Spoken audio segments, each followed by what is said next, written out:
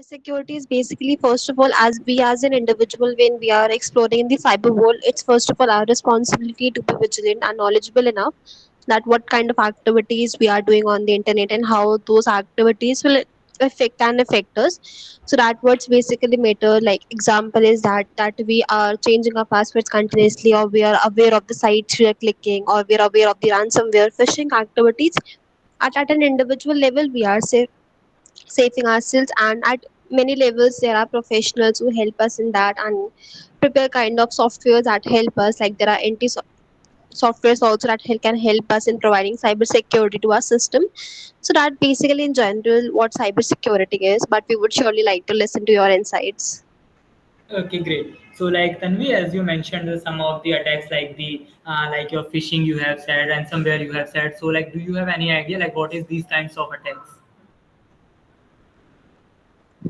Yes, basically, so there is a kind of the link that is floated, or sometimes due to some viruses, some people they try to hack our laptops and in demand they expect us to pay some amount of ransomware, like in some amount of cash or anything. Otherwise, they will just leak our data or can misuse that.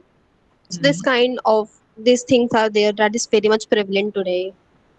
Okay, great.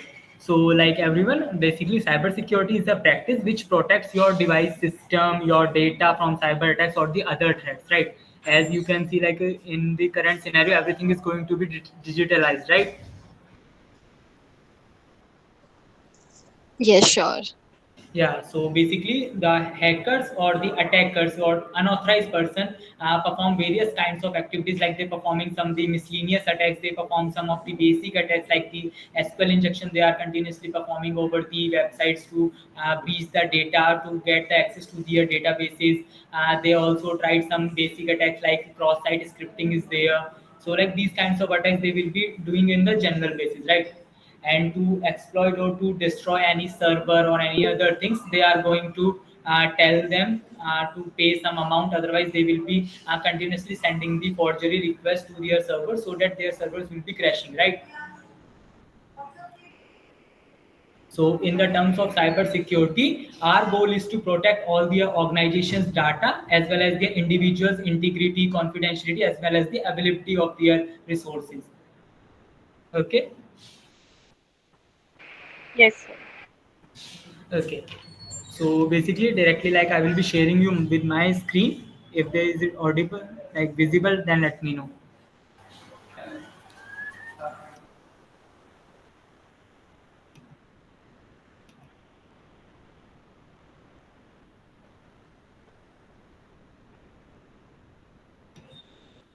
Is this visible to you all?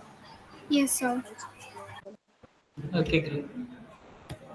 So basically जब कभी भी हम अपना career एक cyber security field के अंदर start करते हैं ना, तो सबसे पहले हमें पढ़ना होता है कंप्यूटर नेटवर्किंग के बारे में। क्योंकि जैसे जैसे देखो सारी चीज़ें आपकी ऑनलाइन जा रही हैं आजकल, राइट? सब लोग जानते भी होंगे कि सारी चीज़ें आप लोगों की ऑनलाइन विजिबल हो रही हैं। जो भी चीज़ें हैं आप चाहे एक व्हाट्सएप टेक्स्ट से करके आप चाहे कॉल्स कर रहे हो, वो सारे आप इंटरनेट के ऊपर ही कर रहे हो कहीं ना कहीं पर, राइट?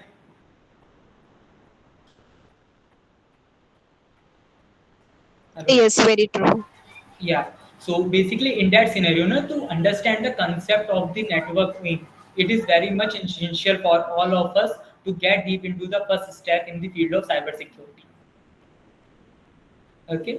सो लाइक बेसिकली जब साइबर सिक्योरिटी के अंदर आपका जो पहला स्टेप चला जाता है जिसमें आप सारे आईपीज के बारे में पढ़ते हो, क्या सबनेटिंग होती है, क्या डोमेन होते हैं, क्या डीएनएस सिस्टम्स होते हैं, कौन कौन सी टोपोलॉजीज होती हैं। जैसे आपकी कुछ बेसिक टोपोलॉजीज की अगर मैं बात करूँ तो बस topology, star topology, network topology, train topology, ये कुछ आपकी टोपोलॉजीज होती हैं जिनके थ्रू ही आपका डेटा जो है पास हो रहे हैं एक जगह से दूसरी जगह पर। क्या आपका एक सोर्स आईपी एड्रेस होता है, क्या आपका एक डेस्टिनेशन आईपी एड्रेस होगा। तो ये सारी चीज़ें आप बेसिकली अपनी बेसिक लेवल पे कंप्यूटर नेटवर्किंग के अंदर आप पढ़ते हो, राइट? Yes, sir. सो अब देखो कोई भी एक अटैकर है, अब मान लो मैं एक अटैकर हूँ और आप मेरे विक्टिम हो, बट आप मेरे सामने फिजिकली प्रेजेंट नहीं हो, आपका मेरे पास ना कोई डिवाइस है ना कुछ है। बट मेरे पास एक चीज़ का एडवांटेज है कि आप किसी भी वाईफाई नेटवर्क से या फिर आप किसी भी मोबाइल नेटवर्क से अपने इंटरनेट को आप कनेक्ट करके रखे हो, राइट? तो ऑब्वियसली मैं पहले उस नेटवर्क को इंटीग्रेट करूंगा, उस नेटवर्क को सेग्रीगेट करूंगा जिसके थ्रू आप कनेक्टेड हो। जब मेरे को उसका एक्सेस मिल जाएगा, then by performing some attacks मैं डायरेक्टली फिर आपके सिस्टम्स के एक्सेस लेना स्टार्ट करूंगा, राइट। सो इस चीज को ब्रेक करने के लिए आपके फायरवॉल्स, आईडीएस, आईपीएस सिस्टम्स, आपके सेगमेंटेशन, ये सारी चीजें कंपनीज ने इंट्रोड्यूस करी है ताकि आपकी नेटवर्क की सिक्योरिटी एनहेंस हो सके। Okay. Yes.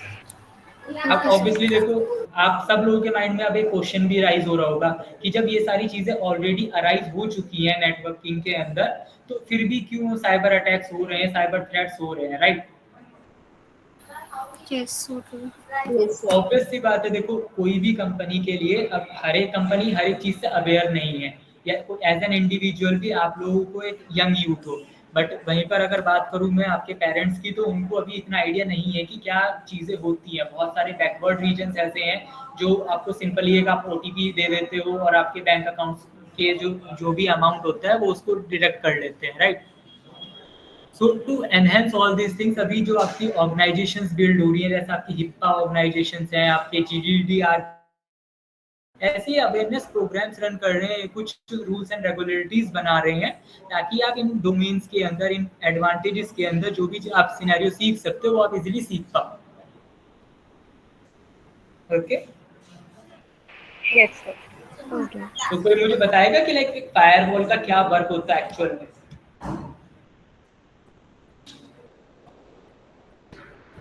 It basically acts as a barrier that prevents barrier to what? barrier. Malicious traffic हमारा नेटवर्क बेसिकली प्रोवाइड करता है, I guess. Okay. So basically देखो, फायरवॉल का जो एक्चुअल वर्क होता है ना, फायरवॉल एक वो बंद दरवाजा होता है जिसको ब्रेक करे बिना आप उसके पीछे क्या चल रहा है आप वो चीजें नहीं देख पाओगे, राइट। सो बेसिकली जैसे अब मान लो आपका कॉलेज है, आपके कॉलेज गेट पे आपको अपना आईडी कार्ड दिखाना होता है, राइट। तो उस सिनेरियो में वो आपका क्या है, एक प्रूफ है कि आप उसी कॉलेज के स्टूडेंट हो, तभी आपको एंट्री मिलती है। तो ऐसे ही फायरवॉल की कॉन्फ़िगरेशंस होती हैं कि हमें सिर्फ जो IPv6 की कॉन्फ़िगरेशंस वाले जो मैसेज आ रहे हैं, जो भी पैकेट्स ट्रांसफर हो रहे हैं, वही हमारे इस सॉफ्टवेयर के अंदर, इस डिवाइस के अंदर एक्सेसिबल होने चाहिए, रेस्ट को आप ब्लॉक करो।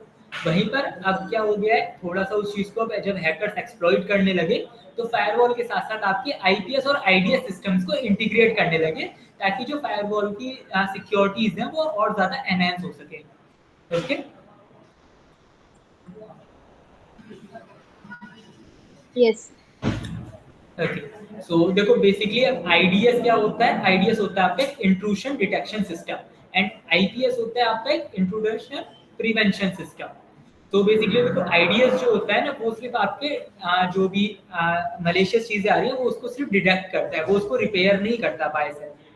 तो उसके लिए वो जस्ट आपको एक अलर्ट देगा, उसके अलर्ट के बेसिस पे जो भी आपकी रेस्पॉन्स टीम्स होती हैं, जो सीईआरटी टीम्स होती हैं, जो आपकी सीएसआईआरटी टीम्स होती हैं, वो उन पर भी एक्शंस परफॉर्म करना स्टार्ट करती है। अब ये जो आपके अलर्ट देता है वो भी आपके दो तरीके के अलर्ट देता है। पहला अलर्ट होता है आपका फॉल्स पॉजिटिव, मतलब वो आपको एक अलर्ट दे रहा है बट वो सिर्फ फॉल्स चीजों के लिए अलर्ट दे रहा है, मतलब आपके चीजों में एक मलेशियस चीज आई बट उसने उसको एक अलर्ट दे दिया already. Okay. Okay sir. Okay.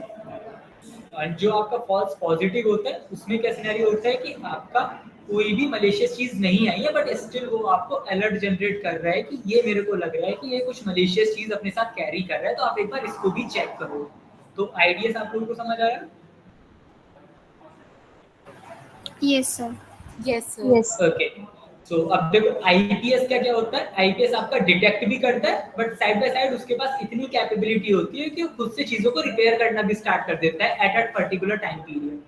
क्योंकि ऑब्वियसली बात है कि जब कोई अलर्ट जनरेट होगा, मान लो उस टाइम पे कोई टीम आपकी अवेलेबल ना हो या फिर कोई उस चीज पे इतना ध्यान ना दे रहा हो, फिर तो जो भी मलेशियस अटैकर होगा वो तो आपके सिस्टम्स के अंदर एक्सेस इजीली ले लेगा, राइट।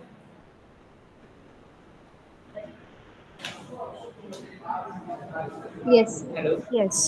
या सो बेसिकली आईपीएस जो होता है वो ज्यादा प्रिफरेंसेबल होता है over the IDS system to monitor the network traffic. Okay. And अभी जो आज के टाइम में जो आपकी क्लाउड सिक्योरिटी है या फिर जो भी आपकी फायरवॉल्स वगैरह जो कॉन्फ़िगर की जा रही है ना, वो ऑन द बेसिस ऑफ आपके आईपीएस सिस्टम के बेसिस पर ही हो रही है, ठीक है। Yes, sir. ठीक है, अभी तक लाइक नेटवर्क सिक्योरिटी से आप लोग और कुछ पूछना चाहते हो?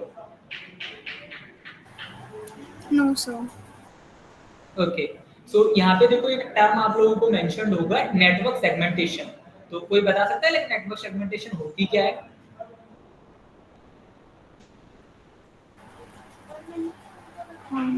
By name, I can guess it's something like dividing the network, like in exactly, smaller parts, because segmentation is basically dividing something in smaller parts. या एग्जैक्टली, लाइक तो बेसिकली नेटवर्क के अंदर हमें सेगमेंटेशन करने की क्या नीड है?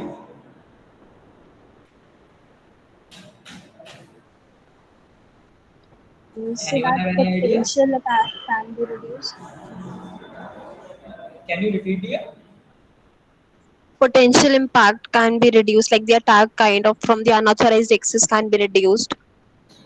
Exactly, so अब देखो ऑब्वियस सी बात है, नेटवर्क आपका एक 3 तरह के नेटवर्क होते हैं, आपका लैन, आपका मैन, आपका वैन, राइट? अब एक वैन नेटवर्क को छोटे छोटे रीजन्स में अगर डिवाइड कर दिया जाएगा तो वो आपका मैन में कन्वर्ट हो जाता है। अब मैन नेटवर्क को आपको छोटे छोटे रीजन में कन्वर्ट किया तो वो आपका लैन में चला गया, लोकल एरिया नेटवर्क पे, राइट? अब जो अटैकर्स होते हैं वो वैन को डायरेक्टली हैम्पर नहीं कर सकते क्योंकि इसकी सिक्योरिटी जो है बहुत ज्यादा एनहेंस होती है। But on the same hand आपकी जो भी लोकल एरिया नेटवर्क होते हैं उनके अंदर आपकी जो भी सिक्योरिटी मेजर्स होते हैं वो उस हाई लेवल के नहीं होते, तो अटैकर जो है वो उन्हें इजीली बाईपास कर सकते हैं, राइट? अब मान लो आपके पास एक बड़ा पीस ऑफ केक है, अब वो अगर उसका एक छोटा सा पार्ट खराब होता है तो धीरे धीरे वो पूरा केक को खराब कर देगा। बट वहीं पर आप अगर उस छोटे से पार्ट को निकाल के अलग रख दोगे, बाकी आपके उस पार्ट के जो सेफेस्ट केक है आपका, उसको आप अलग अलग सेगमेंट्स में अलग अलग करके रख दोगे, तो वो जो इम्पैक्ट होगा वो आपका सिर्फ एक पर्टिकुलर पार्ट के ऊपर होगा। Okay, Yes, sir. Understood. I want to ask one thing: how the segmentation is done? Segmentation is basically done on the region basis. So basically जैसे आपके आईपीज होते हैं, राइट? आईपीज के अंदर आपकी सबनेटिंग होती है, मींस आपके जैसे 255.255.1.2 करके आपका सेगमेंट एक बन चुका है। सेकंड सेगमेंट होगा आपका 1.3, फिर आपका 1.4, फिर आपका 1.5। इस तरीके से आपके हर एक इंडिविजुअल डिवाइस के लिए आपके यूनिक सेगमेंट्स बनते हैं। तो इसमें बेसिकली आपका एक और कंसेप्ट यूज होता है कास्टिंग का, जहाँ पे आपका यूनिकास्टिंग होता है, मल्टीकास्टिंग होता है।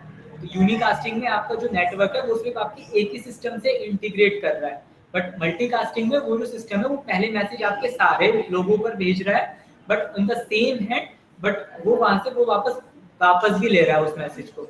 उसके बाद वो मैसेज जिस आईपी एड्रेस पे जाना था वो उसके पास ट्रांसफर कर रहा है। मतलब पहले वो मल्टीकास्टिंग करता है, फिर वो उसको यूनिकास्ट करता है।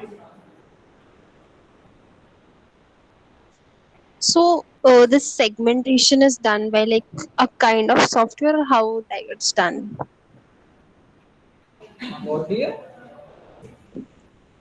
Basically the network segmentation, how it is done, like I understood the concept that it is based on the network wise or area wise, but like what kind of thing that divides this network? So it's a software, any kind of? Yeah, it will be a Cisco packet tracer will be there. So like I guess when you learn the computer networking partner, there will be a tool called Cisco packet tracer. So over that tool, all the network topology will be maintained there. All right. Okay. So after that basically जो भी आपका ethical hacker होता है, जो आपके penetration testers होते हैं, वो क्या अप्रोच यूज करते हैं। अब ऑब्वियसली देखो, आप कोई भी रैंडम पर्सन आपकी किसी भी चीजों को बिना प्लान किए, बिना उसके बारे में जाने, उसको स्कैन करे बिना कोई कुछ नहीं बता सकता, राइट? फिर हिट एंड ट्रायल वाले मेथड्स पे जो ऑब्वियसली जो सर्टिफाइड एथिकल हैकर्स होते हैं, जो पेनिट्रेशन टेस्टर्स होते हैं, वो आपके हिट एंड ट्रायल पर नहीं जाते हैं, वो प्रॉपर उस चीज के बारे में रिसर्च करते हैं, उस चीज के बारे में जानते हैं। तो हियर आर सम स्टेप्स जो वो फॉलो करते हैं किसी भी चीज को स्टार्ट करने से पहले। लाइक फॉर एग्जांपल एक कंपनी है, उन्होंने आप में से किसी एक को हायर किया as a penetration tester to penetrate their system security. Means आप उनके सिस्टम्स को चेक करने वाले हो कि क्या क्या चीजें आपकी उनके सिस्टम्स में कोई बग्स हैं, कोई वल्नरेबिलिटीज, कोई लूप होल्स तो नहीं है। ओके, सो इस सिनेरियो में जब उनके कॉन्ट्रैक्ट साइन होंगे तो वो पहले एक अपना प्लान देंगे कि हम आपके सिस्टम्स के ऊपर हमें ये चीजें हम वहाँ पे परफॉर्म करने वाले हैं और उसके लिए हमें ये एक्सेस चाहिए। तो वो सारे उनके terms and conditions paper sign होते हैं। Okay, hello, Yes, sir. Yes, sir. या Okay, sir. सो सेकेंडली अब देखो, जब उन्होंने पूरा एक प्लान बना लिया, उन्होंने एक रोड मैप बना लिया कि हाँ पहले मैं देखो इसके नेटवर्क को स्कैन करूंगा, फिर उसके बाद मैं चेक करूंगा कि ये कौन कौन से पोर्ट्स पे ऑपरेट कर रहा है, मैं बाकी चीज़ें देखूंगा, फिर मैं देखूंगा इसमें क्या क्या लूपहोल्स हो सकते हैं, फिर मैं और प्लान करूंगा कि इन लूपहोल्स को मैं कैसे एक्सप्लॉइट कर सकता हूँ, फिर अगर ये मेरे से इस तरीके से एक्सप्लॉइट नहीं होते तो फिर मैं क्या और वेज यूज़ कर सकता हूँ इसको एक्सप्लॉइट करने के लिए। आफ्टर दैट मैं फिर से चेक करूंगा कि वो एक्सप्लॉइट हो रहा है तो मेरे पास उसका परमानेंट एक्सेस आ रहा है, टेम्परेरी एक्सेस आ रहा है, तो ये सारी चीज़ें वो अपनी प्लानिंग एंड स्कोपिंग पार्ट में कवर अप करते हैं। आफ्टर दैट वो इन्फॉर्मेशन गैदर करना स्टार्ट करते हैं about the system, like system की क्या टेपोलॉजी पे वो काम कर रहा है, कौन से वर्जन्स पे काम कर रहा है, कौन कौन सा डेटा उसका अवेलेबल है, इजीली एक्सेसिबल है, कौन कौन सा डेटा उसके सिक्योरिटी मेजर्स के अंदर आ रहा है, कौन से पोर्ट्स के ऊपर लाइक वो HTTP पोर्ट यूज़ कर रहा है, कौन से लेयर्स के ऊपर उसके जो नेटवर्किंग जा रही है वो कौन से लेयर्स पे जा रही है, कौन उसके होस्ट है। तो ये सारी चीज़ें वो आपकी इन्फॉर्मेशन गैदर करते हैं जो बेसिक इन्फॉर्मेशन होती है। Okay, Okay, sir. Yes, sir. अब ये जो इन्फॉर्मेशन गैदरिंग होती है वो करते हैं वो डिफरेंट डिफरेंट टूल्स के इज अकॉर्डिंगली, लाइक जैसे उनको अगर ईमेल्स और सब डोमेन फाइंड करने हैं तो सब डोमेन फाइंडर्स को यूज करते हैं, अगर उनको और डीपली जाके चीजें ढूंढनी है तो वो हार्वेस्टर को यूज करते हैं, नेटवर्क्स को चेक करने के लिए एनमैप वगैरह यूज करते हैं। राइट, आपने सुने हैं सारे ना? So, like कुछ नाम सुने हैं, not all. Okay, so basically अब जब ये सारी चीजें हो जाती है तो बारी आती है कि उनके अंदर क्या क्या लूप होल्स प्रेजेंट हो सकते हैं। राइट,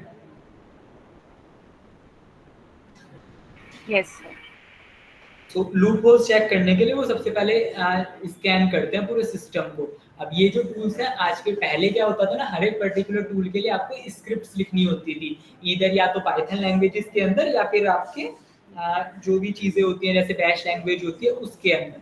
बट अब क्या हो गया, सारे टूल्स आपके इजीली गिटहब पर एक्सेसिबल है, सारे टूल्स आपके कुछ टूल्स आपके काली लिनक्स में प्री इंस्टॉल्ड भी आते हैं, तो इस तरीके से आपको सारी चीज़ों की आउटसोर्सिंग इजीली मिल जाती है।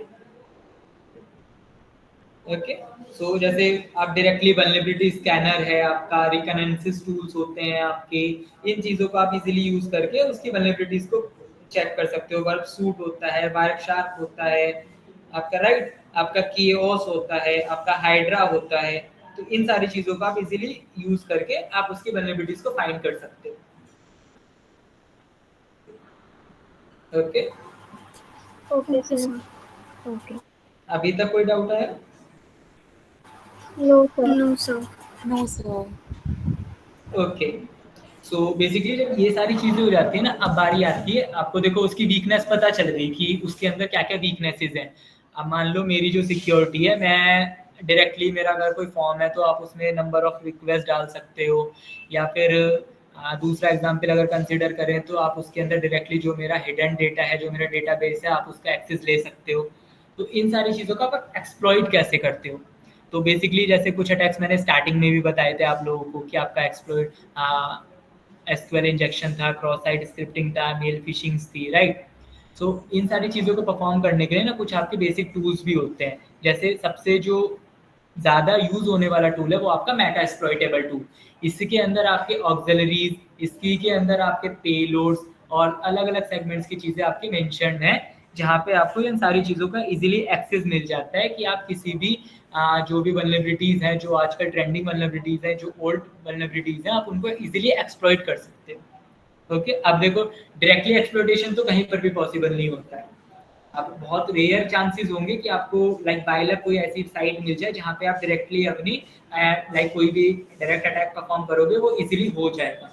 ऑब्वियसली आपको उसके लिए अलग अलग मेथड्स यूज करने होते हैं। अब मेथड्स को आप कैसे यूज कर सकते हो, जैसे फॉर एग्जांपल आप एनमैप और मेटा एक्सप्लॉइट और एसक्यूएल मैप को आप तीनों को साथ में इंटीग्रेट करके अटैक परफॉर्म कर रहे हो।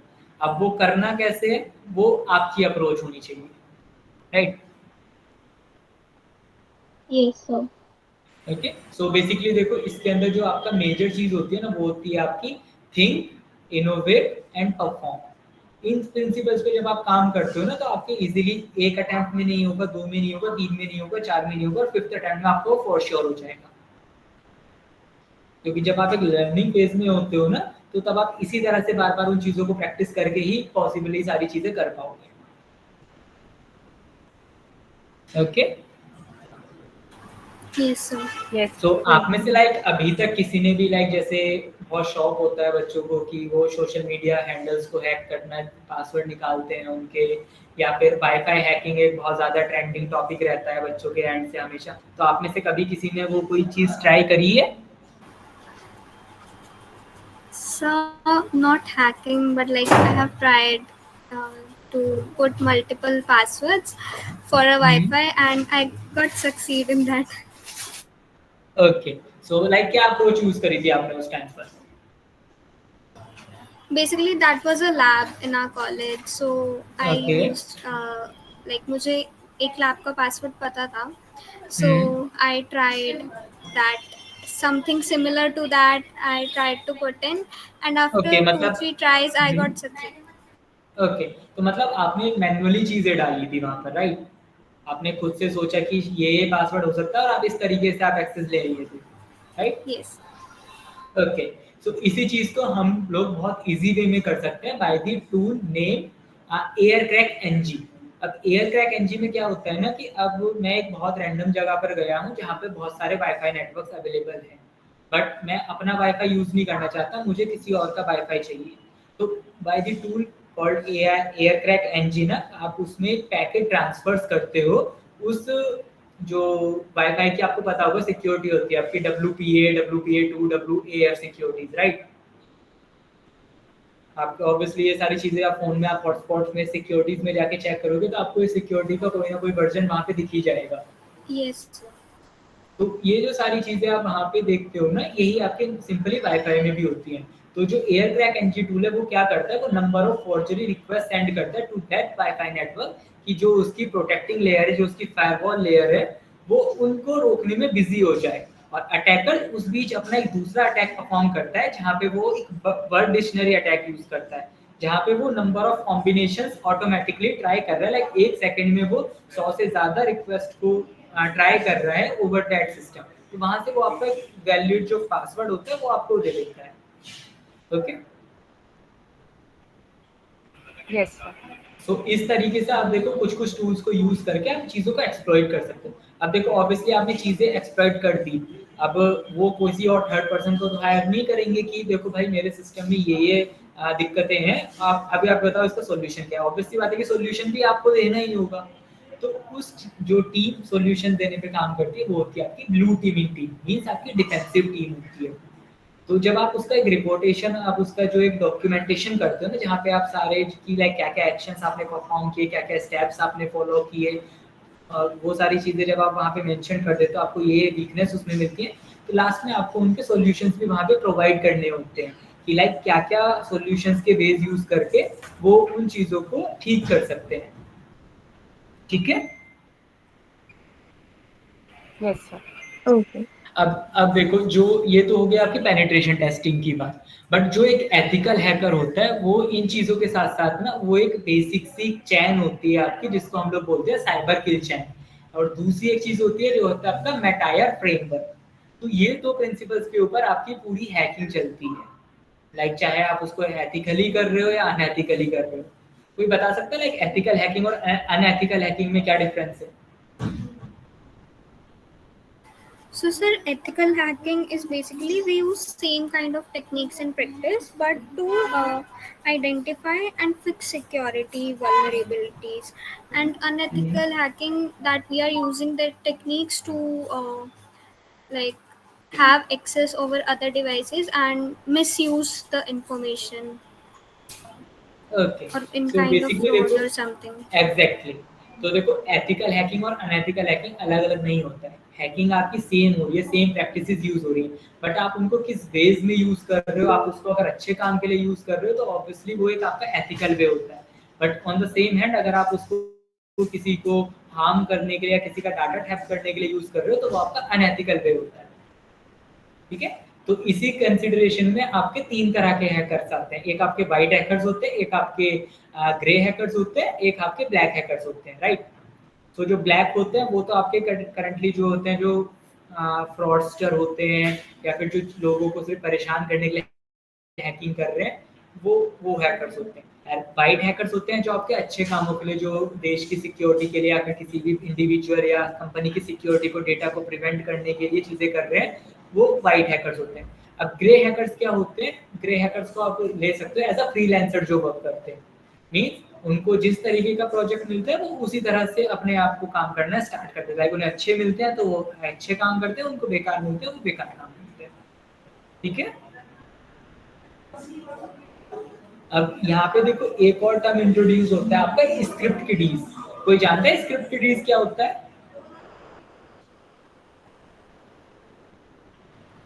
No, sir. Okay. Before Okay. that, I have one doubt. Like, as Yeah, you tell me. mentioned that there are grey hackers, like who work according to the task allotted to them. Dear- So suppose the opposite client has allotted something saying that it is ethical and shown every measure that it would be for the useful purpose. But Hmm. in the end, it comes out that this hacking was used for some unauthorized access and it has caused harm.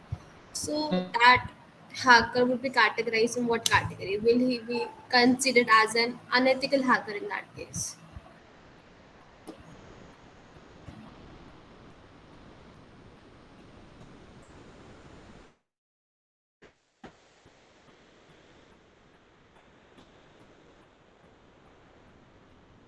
Hello. Yes, sir, you Tell are me, audible. या tell me what were your doubt? am I audible now? या you are audible. So basically, I was asking that if some person has been allotted a task of something, doing hacking, and the opposite client has shown every image that it is used for some basic and good purposes, but in okay the end, it turns out that it was for some unauthorized access. So that hacker okay, would be considered as an unethical hacker in that case, or would not be. They will be considering as a grey hacker. But will they be penalized in that case if found guilty? Yeah, they will be penalized for sure. If anyone want to file a case against them, they will be penalized then. Okay. So basically जो आपके देखो ethical hackers होते हैं, जो आपके basically certifications होते हैं, जो एक उनको एक ऑथराइजेशन देते हैं कि वो बिना किसी परमिशन के भी आपके वेबसाइट्स के ऊपर टेस्टिंग कर सकते हैं। जैसे like also as I am also CA certified as I told you in the beginning, right? तो as a certified ethical hacker मेरे पास एक राइट है कि मैं किसी भी कंपनी के ऊपर टेस्टिंग परफॉर्म कर सकता हूँ। बट अगर मैं वो टेस्टिंग करके उस कंपनी को ब्लैकमेल करूं या फिर उसको एक मेल दूं कि आप मुझे इसके बदले मेरे को बाउंटी दो या फिर आप मेरे को पैसे दो, बट अदरवाइज मैं आपका डेटा जो है वो रिलीज कर दूंगा, तो उस सिनेरियो में मैं एक ब्लैक हैट हैकर की तरह काम कर रहा हूँ। But in the same scenario अगर मैं वहाँ पे एक प्रॉपर मेल डाल रहा हूँ कि मैं like I was just performing a testing over your website and I was found this kinds of vulnerabilities in your website, so you can just ensure these security measures in your website so that like it will be more secure. तो in that scenario जो companies खुद से ही bounty पे करती है ना, कि like या तो आपको एक अप्रिशिएशन लेटर दे दिया जाएगा या फिर आपको एक बाउंटी दे दी जाएगी। आपने सुना भी होगा कि साइबर सिक्योरिटी फील्ड में आपका एक करियर रोल होता है बग बाउंटी हंटर, तो वो इस Right. तरीके से काम करती है। Okay. ओके, सो मैं आपको बेसिकली देखो साइबर किल चैन के बारे में बता रहा था। नथिंग डिफरेंस कुछ नहीं होता है, बस जो टर्म्स वो लोग यूज करते हैं वो थोड़ी सी डिफरेंशिएशन हो जाती है। जैसे उनका जो पहला स्टेप होता है वो होता है रिकरेंसेंस का, मतलब जो पेनिट्रेशन टेस्ट है आपकी planning and scoping and information gathering करते हैं, वो एथिकल हैकर्स वो साथ में मिलके करते हैं। ओके, तो वो टर्म उनका कंसिडरेशन होता है रिकरेंसेंस के अंदर, मतलब वो एक तरीके से उस सिस्टम के बारे में पूरी इंफॉर्मेशन गैदर कर रहे हैं। अब सेकंड टास्क उसका क्या होता है कि मेरे को क्या क्या टूल्स लगेंगे, मींस उनका जो सेकंड टर्म होता है वो होता है वेपनाइजेशन, कि मेरे को ये परफॉर्म करने के लिए कौन कौन से टूल्स की नीड होगी, कौन कौन से फ्री रिसोर्सेज मुझे यूज करने पड़ेंगे, कौन कौन से मुझे सॉफ्टवेयर की नीड होगी। जब उन्होंने वेपनाइजेशन कर लिया तो बात आती है अब डिलीवरी की, मतलब अटैक को स्टार्ट करने की। अब जब उन्होंने स्टार्ट को अटैक किया तो अपने एंड से वो कहीं पर है, अब उनका विक्टिम जो है किसी और लोकेशन पे है ऑब्वियसली, तो वहां से वो जो पाथ फॉलो करता हुआ आ रहा है वो एक डिलीवरी प्रोसेस होता है कि आप अपने तरफ से आपने कोड इंजेक्ट करने के लिए सेंड किया है इनटू योर विक्टिम सिस्टम। जब आपका कोड उसके अंदर इंजेक्ट हो गया, अब बात आती है आपकी एक्सप्लॉयटेशन की। मीन्स अब जो जैसे मैंने एक स्क्रिप्ट लिखी जहाँ पे मेरे को आप ये जो वेब लैपटॉप है उसके अंदर मुझे बैकडोर एंट्री लेनी है, मतलब आपकी फाइल को पता भी ना चले, फायरवॉल जो है आपकी सिस्टम सिक्योरिटीज है उनको पता भी ना चले, बट मेरे पास उसका एक बैकडोर एंट्री एक्सेस आ जाए। लाइक 4 से 5 लाइन की आपकी एक स्क्रिप्ट होती है उसके लिए। ओके, तो उस सिनेरियो में क्या रहेगा कि मैं पहले एक डॉस अटैक परफॉर्म करूंगा ताकि जो आपकी विंडोज की सिक्योरिटी है, फिर मैक ओएस की सिक्योरिटीज है, या फिर जो भी आपकी फायरवॉल्स या फिर एंटीवायरसेस आप लोग यूज कर रहे हो, वो जो है वो उस डॉस अटैक को रोकने में लग जाए।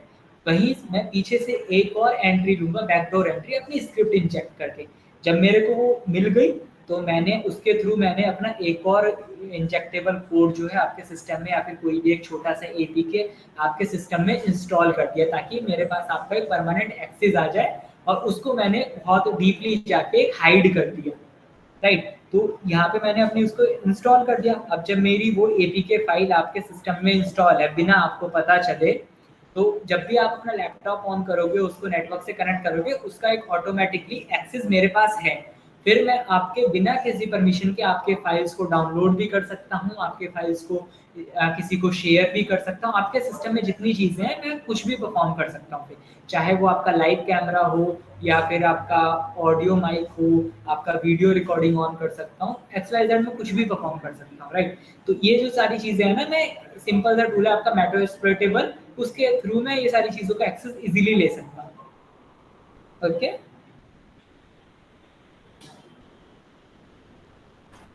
Okay sir.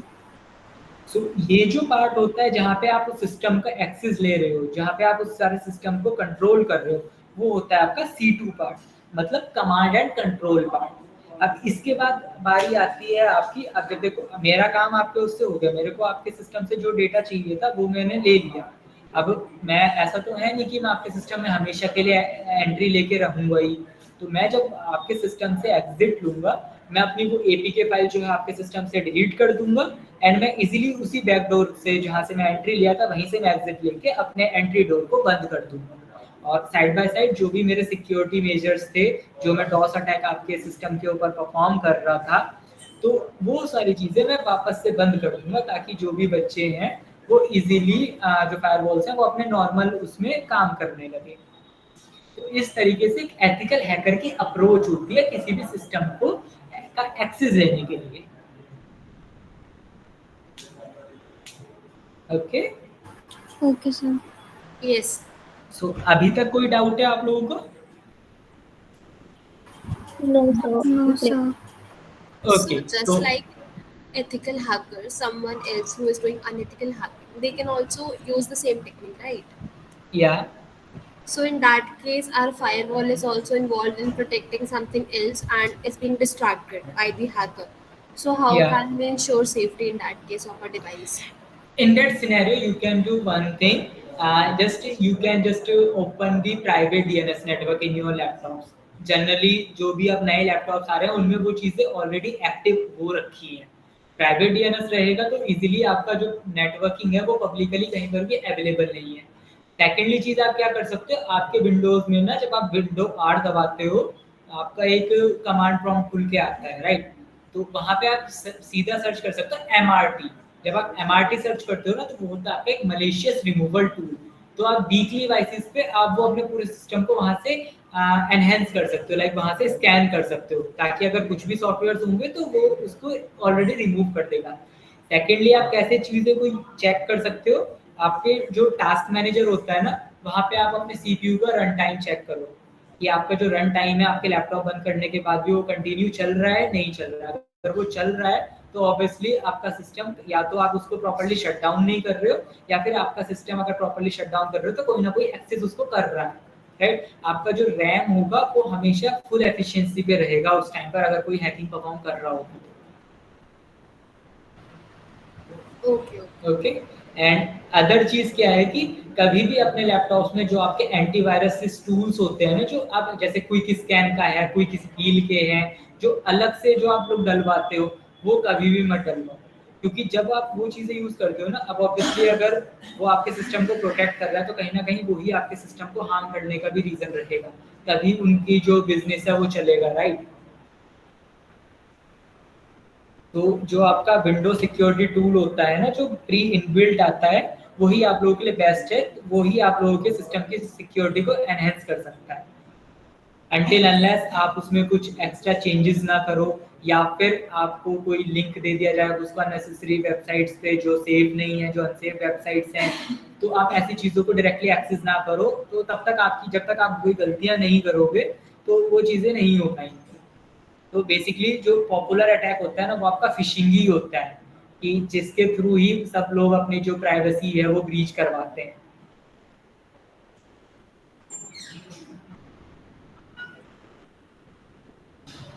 Yes. ओके, किसी को कोई doubt?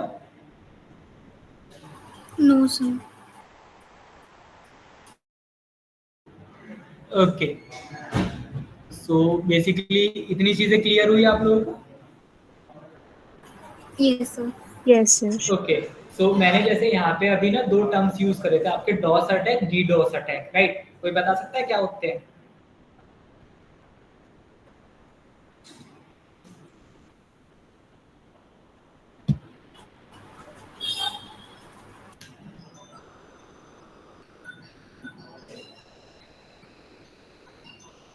Hello, am I audible everyone? Yes, sir. You are audible. Yes. Okay, कोई बता सकता है लाइक आप लोगों में से कोई डॉस अटैक या डीडॉस अटैक क्या होते हैं? No So I idea, don't sir. have no idea. Okay, so basically देखो, डॉस अटैक होता है आपका डिनाइल ऑफ सर्विस अटैक, जो मैं बहुत टाइम से एक टर्म यूज कर रहा हूँ कि बहुत ज़्यादा फॉर्जरी रिक्वेस्ट शेयर कर दी जाते हैं किसी भी चीज़ के ऊपर ताकि वो क्रैश हो जाए। तो वो जो चीज़ होती है ना, उसी को हम लोग बोलते हैं डॉस अटैक। अब डी डॉस अटैक क्या होता है? वो होता है बॉटनेट आर्मी की हेल्प से। मतलब जैसे डॉस अटैक क्या है कि मेरे एक लैपटॉप से परफॉर्म हो रहा है, तो वो इतना हार्मफुल नहीं करेगा क्योंकि मैं 1 घंटे के अंदर आपके 1000 रिक्वेस्ट ही भेज पा रहा हूँ, राइट, फॉर एग्जाम्पल। बट वहीं पर मैं अपने लैपटॉप जैसे एक बॉटनेट आर्मी बना लूँ, लाइक मैंने अपने लैपटॉप से किसी और का सिस्टम हैक किया, फिर उसके से किसी और का हैक किया, फिर उसके से किसी और का हैक किया, तो ऐसे करके मेरे पास मैंने 50 सिस्टम हैक कर लिए। तो मैं तो सबसे सेफेस्ट वाले लोकेशन पे बैठा हूँ, आप में से किसी को नहीं पता कि आपके सिस्टम हैक हो चुके हैं, राइट। तो मैं अब एज एन हैकर क्या करूंगा, मैं अपने सिस्टम से रिक्वेस्ट शेयर करूंगा, साइड बाय साइड मैं अपने सिस्टम से आप लोगों के जो सिस्टम्स के मैंने एक्सेस लिया उनसे भी सेम रिक्वेस्ट शेयर करूंगा। तो जहां पहले 1 घंटे में आपकी 50 रिक्वेस्ट जा रही थी, वहीं पर आपके 50 सिस्टम के हिसाब से आपके 2500 रिक्वेस्ट जा रही होंगी। तो कौन सा ज्यादा अटैक आपके लिए ज्यादा वल्नरेबल है? ऑब्वियसली जो डीडोस अटैक है, जिसमें डबल डिनायल सर्विस हो रही है, राइट। Right, sir. Right. ये टर्म्स होते हैं आपके। अब देखो, जो टीम्स की बात अगर हम करें कि अभी एक्चुअल में जो टीम्स वर्क कर रही हैं ऑर्गेनाइजेशंस के अंदर, तो वो बेसिकली क्या है ना, आपके 3 टीम्स काम करती हैं। एक होती है आपकी CIRT टीम, जिसको हम बोलते हैं computer incident response team. Second होती है आपकी CSIRT टीम, वो होती है आपकी computer security incident response team. Third होती है आपकी CERT, ये होती है आपकी कंप्यूटर इमरजेंसी रेस्पॉन्स टीम। ठीक है, अब आपको नाम सुन के लग रहा हो कि सारे सिमिलर से तो हैं ही, राइट।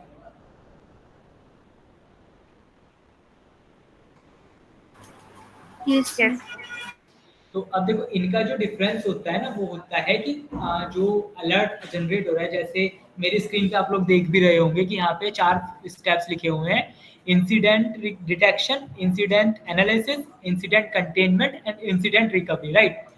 तो जो डिटेक्शन वाला पार्ट है वो किसके थ्रू होता है? IPS और IDS के through, right. Yes, sir. Right, sir. अब उसमें ना आपके जो अलर्ट जनरेट होता है उसमें होते हैं आप लोगों के लेवल्स, मतलब P1 से लेके P6 लेवल तक होते हैं। अब जो P1 लेवल है वो आपका कम वल्नरेबल है, P2 उससे ज्यादा होगा, P3 उससे ज्यादा होगा, ऐसे करते करते P6 जो है सबसे ज्यादा होगा। तो जो आपकी CIRT टीम होती है वो P1 से P3 तक हैंडल करती है। आपकी CERT जो टीम होती है वो आपका P6 हैंडल करती है, एंड जो आपकी CSIRT टीम होती है वो आपका P4 और P5 हैंडल करती है।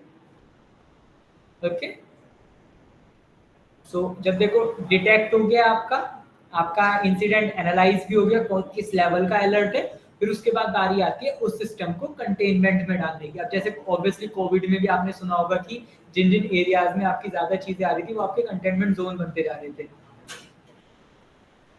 ओके, सो उन कंटेनमेंट जोन में क्या हो रहा था, जो भी इन्फेक्टेड पर्सन थे उनको अलग कर दिया जा रहा था, जो सेफ थे उनको अलग कर दिया जा रहा था।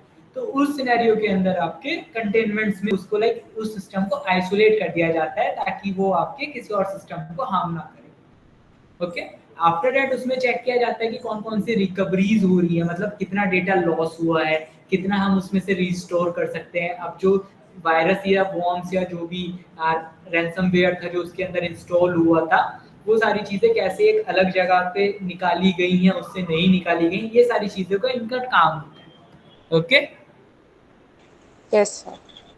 अब देखो ओके सर। अब सबसे मेन क्या होता है आपका डेटा प्रोटेक्शन। अब डेटा प्रोटेक्शन जो होता है ना वो होता है आपका क्रिप्टोग्राफी के बेसिस पे। सिंपल टर्म्स में बात करूँ तो किसी एक प्लेन टेक्स्ट को लाइक एक हाई मैसेज को किसी ऐसे रोल में कन्वर्ट कर देना कि वो चीज़ों को कोई अगर उसको रैंडम पर्सन पढ़े तो वो समझ ना पाए। अब ये चीज़ें कैसे होती हैं आपकी, हैशकैट आपका एक टूल है, क्रिप्टो खुद एक टूल है, आपकी एल्गोरिथम्स होते हैं, E6 एल्गोरिथम है आपकी, राइट, आपकी RSA एल्गोरिथम है, DES एल्गोरिथम है, SHA एल्गोरिथम है। तो ये सारी एल्गोरिथम्स को यूज किया जाता है to convert the plain text into cipher text. अब जैसे मान लो एक कोड है आपका ABC, मतलब मैंने किसी भी एक रैंडम पर्सन को एक मैसेज भेजा ABC का। अब मैंने उसे इनक्रिप्ट किया आपका 6 नंबर से, मतलब A के बाद जो 6th लेटर अल्फाबेट आएगा वो उसकी जगह पे रिप्लेस हो जाएगा। तो समवॉट अराउंड मेरे को GHI करके एक मैसेज मेरा थ्रू दी नेटवर्क जा रहा है। अब कोई रैंडम पर्सन अगर हैक कर रहा है बीच में तो उसके पास तो GHI जा रहा है, उसे थोड़ी पता है मैंने ABC भेजा था। बट जब मेरा वो मैसेज उसके पास चला जाएगा जो मेरा जिसके पास मैं भेजना चाहता हूँ, उसके पास भी सेम की होगी 6 की। तो जैसे मैंने 6 से इनक्रिप्ट किया था वो 6 से डिक्रिप्ट कर देगा, मतलब जो G था उसमें से -6 करेगा तो A आ जाएगा। तो इस तरीके से वो ABC उसके पास ओरिजिनल चला जाएगा, राइट। Right, sir. अब हैशिंग जो आपका होते हैं, हैशिंग आपकी प्रैक्टिस होती है किसी भी डेटा की इंटीग्रिटी को चेक करने के लिए। मतलब मेरा एक लैपटॉप है, राइट, मैंने उसका एक हैश वैल्यू निकाल के रख लिया पहले ही। अब मैंने वो लैपटॉप अपने किसी फ्रेंड को दिया, अब मेरे फ्रेंड ने उसमें कुछ चेंजेस कर दिए, लाइक उसने कुछ डेटा निकाल लिया या उसने कुछ फाइल्स में एडिट कर दिया। अब वापस से मेरे पास मेरा लैपटॉप आया, मुझे तो नहीं पता उसने क्या किया। तो अब इस चीज़ को मैं कैसे चेक कर सकता हूँ कि मैं उसका फिर से एक हैश वैल्यू निकालूंगा। अगर दोनों हैश वैल्यू सेम होंगी तो मतलब मेरा डेटा बिल्कुल सही है, मेरे डेटा को किसी ने टच नहीं किया। बट अगर उसका हैश चेंज हो गया तो वो मेरा डेटा किसी ने लाइक छेड़ने की कोशिश की है, उसने उसमें कुछ चेंजेस किए हैं। बट हैशिंग की एक खास बात होती है, वो आपको सिर्फ जो भी हैश कोड बना के देगा ना वो आपको 128 बिट्स पर ही बना के देगा। Okay, Yes, sir. Okay sir. Third आता है आपका डिजिटल सिग्नेचर। अब डिजिटल सिग्नेचर क्या होता है आपका कि जो भी कंपनी है वो ऑथराइज्ड है नहीं है, उसका सही में रजिस्ट्रेशन हुए हैं नहीं हुए हैं, तो ये सारी चीजें आप इजीली भी चेक कर सकते हो। ओके, अब जैसे फॉर एग्जांपल देखो ये मेरी लैपटॉप में फ्लिपकार्ट की वेबसाइट आप लोगों को दिख रही होगी, राइट। Yes, sir. अब यहाँ पे जो आपका वो होता है ना जहाँ पे आप साइट इन्फॉर्मेशन चेक करते हो, जब आप इस पे क्लिक करोगे तो पहली चीज अगर वो साइट वल्नरेबल होगी तो आपका वहीं पे आ जाएगा कनेक्शन इज इनसिक्योर। ओके, जब अगर आप इसको फर्दर ओपन करोगे, अब जैसे वहां पे आ रहा था कनेक्शन इज सिक्योर, तो जैसे ही आप उसको फर्दर क्लिक करोगे तो फिर आपको दिख रहा होगा सर्टिफिकेट इज वैलिड, मतलब ये अभी ऑथराइज्ड है, ये कोई फेक पेज नहीं है। अभी बच्चे क्या करते हैं, जो हैकर्स क्या करते हैं ना, वो इसी तरह का एक दूसरा पेज बना लेते हैं जहाँ पे आप अपने लॉगिन क्रेडेंशियल्स डालते हो तो वो उनके पास चले जाते हैं, राइट। मोस्टली ये चीजें आपके सोशल मीडिया हैंडल्स को हैक करने के लिए करी जाती हैं। ओके, तो इन चीज़ों में आप जब सर्टिफिकेट डिटेल्स पे जाओगे ना कि कौन सी ऑर्गेनाइजेशन से सर्टिफाइड हुआ है, कब इशू हुआ था, कब ये एक्सपायर हो रहा है, क्या इसकी देखो जो पब्लिक की और प्राइवेट की मैं बात कर रहा था वो आपको दिख रही होगी, मैंने थोड़ा सा बोल्ड किया है, राइट। Yes, sir. एंड मैंने एक एल्गोरिथम भी यूज करी थी आपके क्रिप्टो एनालिसिस के लिए जो थी एक SHA-256, आपको यहाँ पे दिख रहा होगा।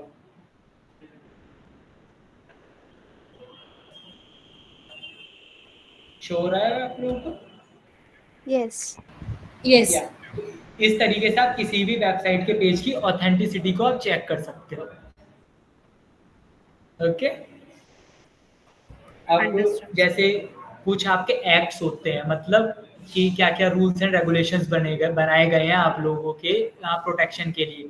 तो जैसे मैं आप लोगों को बताया था, हिप्पा एक्ट के बारे में बताया था, जीडीपीआर एक्ट के बारे में बताया था, पीसीआईडीएसएस के बारे में बताया था। तो इन सारे अंदर के, जैसे आपने किसी ने मेरे से भी एक क्वेश्चन भी पूछा था कि वो एथिकल वे में ट्रीट होगा या नहीं होगा, क्योंकि उसे तो कोई चीज़ पता नहीं थी, राइट। तो उन सारे सिनेरियोज में आपके जो भी टर्म्स एंड रूल्स होते हैं वो इन्हीं एक्ट्स के अंदर सारे मेंशन्ड है।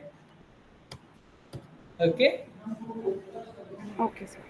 अब देखो Yes. मेजरली जो अटैक्स परफॉर्म होते हैं आपके, रैंसमवेयर अटैक्स होते हैं, डेटा ब्रीचेस होते हैं, जो डेटा एक्सप्लिट्रेशन होता है एसक्यूएल इंजेक्शन से जो परफॉर्म किए जाते हैं, जो मैं स्टार्टिंग में आप लोगों को बताया था।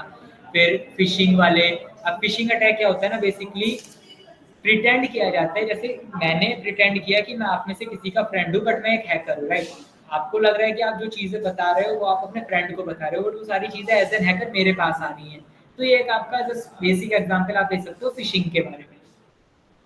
अब फिशिंग होती है आपकी, देखो बहुत सारे टाइप्स की। जो कॉमन फिशिंग अटैक्स होते हैं वो आप कहते हैं ईमेल फिशिंग, स्मिशिंग जो मैसेजेस के थ्रू की जाती है, विशिंग जो आपके कॉल्स के थ्रू की जाती है, स्पीयर फिशिंग। स्पीयर फिशिंग होती है कि आप किसी भी पर्टिकुलर ऑर्गेनाइजेशन के किसी बंदे को टारगेट करके उसको शोल्डर सर्फिंग करके आप एंट्री ले रहे हो, मतलब आप उसका आईडी पासवर्ड उसके क्रेडेंशियल्स यूज कर रहे हो किसी ऑर्गेनाइजेशन में एंट्री करने के लिए। ओके, वहीं पर अगर वेलिंग से आपको पता होगा कि वेल फिश एक बहुत बड़ी फिश है, राइट।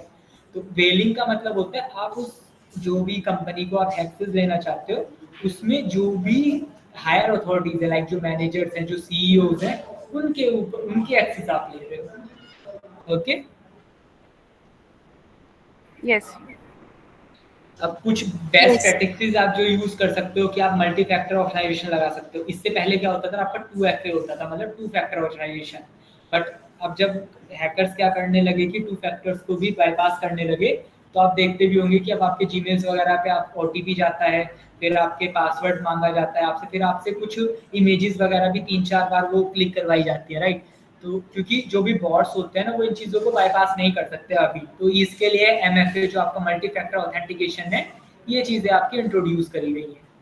सेकेंडली, जो भी आपके सिक्योरिटी अपडेट्स आ रहे हैं, जो भी आ रहे हैं, आप उनको रेगुलरली बेसिस पे अपडेट करते रहो, क्योंकि उसमें जो प्रीवियसली जो इश्यूज आ रहे थे, जो एक्सप्लॉइट हो सकते थे, उनको चेंजेस किए जा रहे हैं, राइट।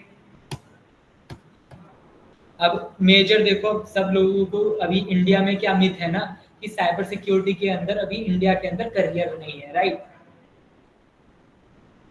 आप लोगों ने भी सुना होगा कि अभी साइबर सिक्योरिटी बस एक फैशन है, उसमें कोई करियर नहीं है। बट करियर उन लोगों के लिए नहीं है जिनके पास स्किल सेट्स नहीं है, जिनके पास वैलिड सर्टिफिकेशंस नहीं है, जिनके पास प्रॉपर प्रोजेक्ट्स नहीं है। अब ऑब्वियसली अगर किसी बंदे के पास या किसी भी इंडिविजुअल कैंडिडेट के पास अगर प्रॉपर सर्टिफिकेशंस होंगे, जैसे आपके STP सर्टिफिकेशंस होते हैं, जो आपके अदर सर्टिफिकेशंस होते हैं, तो वो सारी चीजें जो रहेंगे, तो जब ये सारे सर्टिफिकेशंस आपके पास रहेंगे, CEH का सर्टिफिकेशन हो गया, रेड हैट का हो गया, सिस्टम एडमिन का सर्टिफिकेशन हो गया, like there are an number of certifications, right. CompTIA के सर्टिफिकेशंस हो गए, रेड हैट एकेडमी के सर्टिफिकेशंस हो गए। तो ये जो सर्टिफिकेशंस होते हैं ना, बहुत इंपॉर्टेंट रोल प्ले करते हैं जब भी आप करियर साइबर सिक्योरिटी में करियर परस्यू करना चाहते हो। इधर एज अ फ्रेशर कंपनीज आपसे क्या मांगती हैं कि या तो आपके पास इंटर्नशिप के एक्सपीरियंस होने चाहिए, या फिर आपके पास जो सर्टिफिकेशन है वो होने चाहिए। अगर आपके पास ये सारी चीजें हैं तो like they will be open to give you any opportunity, right. Yes. Yes. So basically Yes. देखो, आप अपने करियर स्किल्स में क्या कर सकते हो, आप as a cyber security analyst भी काम कर सकते हो। अब इसकी क्या रेस्पॉन्सिबिलिटीज होती हैं, जो भी सिक्योरिटी इंसिडेंट्स होते हैं उनको डिटेक्ट करना, उनको रेस्पॉन्ड करना। तो जैसे कि मैंने आपको लोगों को बताया था कि आपकी अलग अलग टीम्स होती हैं, CIR team, CSIRT team, CERT team, operational teams, right. तो इन सारी चीज़ों में आपके साइबर सिक्योरिटी एनालिस्ट पार्ट लेते हैं। ओके, अब इसके अंदर उनकी मेजर स्किल सेट जैसे आप स्क्रीन पे देख भी रहे होंगे कि network security, incident response, data analysis, ये सारी स्किल्स उनके पास होनी चाहिए। तो आप साइबर के किसी भी फील्ड के अंदर चले जाओ, आपके पास नेटवर्क सिक्योरिटी की तो नॉलेज होनी ही होनी चाहिए। Okay, Okay, Yes. sir.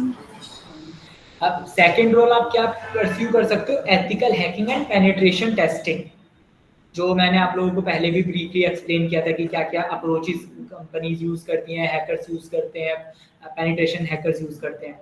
तो इनका बेसिकली काम ही होता है कि कंपनीज में जो भी सिस्टम्स होते हैं, जैसे मान लो आपकी असेंचर एक कंपनी है, राइट। अब असेंचर के अंदर उनको लग रहा है कि उनके सिस्टम्स हैक हो रहे हैं, उनकी सिक्योरिटी कॉम्प्रोमाइज हो रही है। वो लोग क्या करते हैं ना, ईयरली बेसिस पे या फिर 6 मंथ्स बेसिस पे वो अपने सिस्टम्स को कंटिन्यूसली चेक करवाते रहते हैं हैकर्स के थ्रू कि हमारे में कोई मलिशियस चीज़ तो नहीं आई है। तो इस सिनेरियो के अंदर इन सारे रोल्स की आपकी होती है। साइड बाय साइड आप फ्रीलांसिंग कर सकते हो, आप बग बाउंटी कर सकते हो, आप कंपनीज के साथ डायरेक्टली अप्रोच करके तो काम कर सकते हो, राइट। अब पेनिट्रेशन टेस्टिंग में जाने के लिए, एथिकल हैकिंग में जाने के लिए आपको सर्टिफिकेशन चाहिए ही चाहिए। आप जैसे स्क्रीन पे देखे होंगे, कॉम्शिया पेन टेस्ट का है, कॉम्शिया नेटवर्क सिक्योरिटी का भी एक होता है, सीईएच है, ओएससीपी है, ओएसआईएनटी होता है, राइट। तो ये सारे सर्टिफिकेशंस आप जनरली ले सकते हो। अब जैसे सीएच का सर्टिफिकेशन आपके दो तरह के होते हैं, एक होता है आपका थियोरटिकल, एक होता है आपका प्रैक्टिकल। थियोरटिकल वाला समवॉट अराउंड आपका 6 आवर्स का एग्जाम होता है, and for the practical once वो 48 आवर्स का आपका एग्जाम होता है। अब depending on your skills, on your performance कि आप उसको कितना जल्दी फिनिश कर देते हो। जितना जल्दी आप उस टेस्ट को फिनिश करोगे तो उतने ही अच्छे आपके सर्टिफिकेशन में ग्रेड आते हैं। Okay, I want to ask something. या tell me. Like you have stated some certifications, right? And you या know, most of us are commerce students, so I want to ask, like, if we can still pursue such courses because, like, are they understandable or suitable for commerce students? So basically देखो, जब आप कोई एक नई चीज़ सीखना start करते हो ना, तो ऑब्वियसली हर एक चीज़ में आपको प्रॉब्लम्स फेस होती हैं। जब आप कॉमर्स पढ़ना स्टार्ट किए होंगे तब आपको लाइक एक नर्सरी के बच्चे की अगर मैं एग्जांपल की बात करूं, तो जब आप उसको ABCD भी सिखाते हो उसको वो चीज़ें हार्ड लगती हैं। बट जब वो उसको कंटिन्यूसली प्रैक्टिस करता रहता है, उसको पूरे मन से वो सीखता रहता है, तो धीरे धीरे वो ABCD से फिर वो स्पेलिंग्स लर्न करना स्टार्ट करता है, फिर वो पैराग्राफ्स लर्न करना स्टार्ट करता है, फिर उसके बाद वो उसको पैराग्राफ्स को याद करके लिखना स्टार्ट करता है, राइट। सेम सिनेरियो यहाँ पर भी रहेगा। अगर आप उसको मन से करना चाहते हो तो ऑब्वियसली आप चीज़ों को इजीली सीख सकते हो। सो साइबर सिक्योरिटी में बेसिकली देखो, करियर स्टार्ट करने के लिए आपको सबसे पहले कंप्यूटर नेटवर्किंग पढ़ना पड़ेगा। आफ्टर दैट आपको ऑपरेटिंग सिस्टम के बारे में पढ़ना पड़ेगा। फिर आप धीरे धीरे आप थोड़े से प्रैक्टिकल टर्म्स की तरफ जाओगे, जहाँ पे आप कोई भी एक साइबर सिक्योरिटी का ट्रेनिंग प्रोग्राम आप ले सकते हो, या फिर आप जो प्रॉपर एक कोर्सेज होते हैं आपके, सर्टिफिकेशन कोर्सेज होते हैं, जैसे CEH है, उसका भी एक प्रॉपर सर्टिफिकेशन कोर्सेज होता है, सम वॉट अराउंड उसकी फीस 1.5 lakhs होती है, जिसमें उनका सर्टिफिकेशन इंक्लूड होता है। लाइक वो आपको एक एग्जाम वाउचर देंगे जिसमें आपको कोई अदर एग्जाम के लिए फीस पे नहीं करनी होती है, राइट। सो इस तरीके से करके आप वो एक वो Yes, 1 lakhs 2 lakhs का कर सकते हो। yes. That's the same question I want to ask because I was also from the finance background and I can relate to them. ठीक है ओके। कि how can finance background वाला a person can enter into this field and I have shared some words related to this also before the webinar कि how can financial background या फिर जो mathematical हमारा जो थोड़ा strong रहता है finance वालों का, can it help in this particular field like some kind of probability or these or anything like okay. जिससे हमें सो थोड़ा सा हेल्प मिल सके? सो अनमोल, बेसिकली जब देखो आप लोग कॉमर्स बैकग्राउंड से बिलोंग करते हो, राइट। तो उस सिनेरियो में आप लोगों को टॉपिक्स पढ़ाए जाते हैं, लॉजिकल रीजनिंग्स आप लोगों को पढ़ाई जाती है, आप लोगों को प्रोबेबिलिटीज पढ़ाई जाती है, आप लोगों को स्टैटिक्स पढ़ाई जाते हैं, राइट। ये सारी चीजें आप आई गेस कॉमर्स के अंदर पढ़ते होंगे, right. Right. So possibility, cyber security is all about the possibilities. आप जो स्ट्रेटेजीज आप वहां पे फॉलो कर रहे हो, वहीं आप पॉसिबिलिटीज यहाँ पर भी यूज करोगे। Okay. And So, one like, more thing, please, Gurupriya. yeah, I was asking that ऐसा कोई prerequisite होता है कि हमें पहले से कोई knowledge होनी चाहिए, not just certification, मतलब just in case of knowledge कि मतलब bachelor's degree भी pursue करने के लिए या cyber security की field में, तो उसका कोई prerequisite होता है कि हमें कुछ आना चाहिए या फिर we can नहीं। just start from grow? देखो, अब कोई ना कोई, अब ऐसा सिनेरियो में मान सकते हैं, जैसे आप लोग मान लो कोई भी एक स्टूडेंट है, राइट। अब फॉर एग्जांपल चाहे वो कॉमर्स का है या बीटेक करने जा रहा है, अब इनिशियली तो उसके पास ज़ीरो नॉलेज है, उसको नहीं पता है कि वो क्या चीज़ें आगे पढ़ने वाला है, क्या चीज़ें वो आगे सीखने वाला है। बट वो खुद को जिस रोल में उसको परस्यू करना है, फॉर एग्जांपल मान लो जैसे अनमोल आप ही को साइबर सिक्योरिटी रोल में परस्यू करना है, तो आप उसके लिए पहले थोड़ी चीज़ें जानोगे कि साइबर सिक्योरिटी में परस्यू करने के लिए मेरे को क्या-क्या चीज़ें आनी चाहिए। तो वो सारी चीज़ों के लिए आजकल कंपनीज़ क्या है ना, ट्रेनिंग प्रोग्राम्स ऑफर करने लगी हैं। तो उन ट्रेनिंग प्रोग्राम्स को आप इज़िली कर सकते हो, जहाँ पे आपको कोई प्री रिक्विजिट नहीं चाहिए